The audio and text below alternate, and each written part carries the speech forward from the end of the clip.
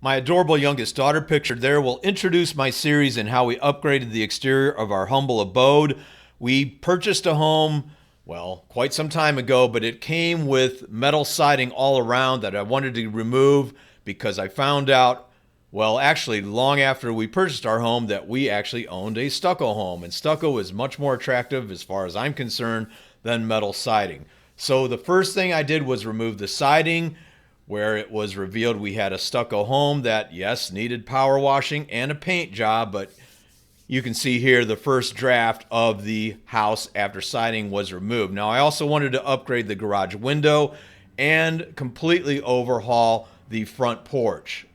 With the siding removed, the garage windows significantly upgraded, and the front porch remodeled, we significantly improved the curb appeal of our home.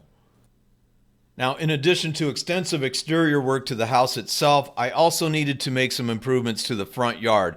In particular, you'll see in the foreground of this still shot, there's a small patch, a small corner of the front yard occupied by a couple of ugly, scrawny bushes. I removed those and made an attempt at building a xeriscape patch. Now, my first attempt didn't go so well. My second attempt went a lot better. I have an extensive video on how I built that xeriscape right in that corner.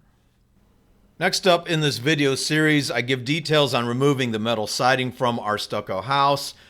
It's not a process that requires a lot of brains or skill. It's just very labor intensive and it's a bit tedious.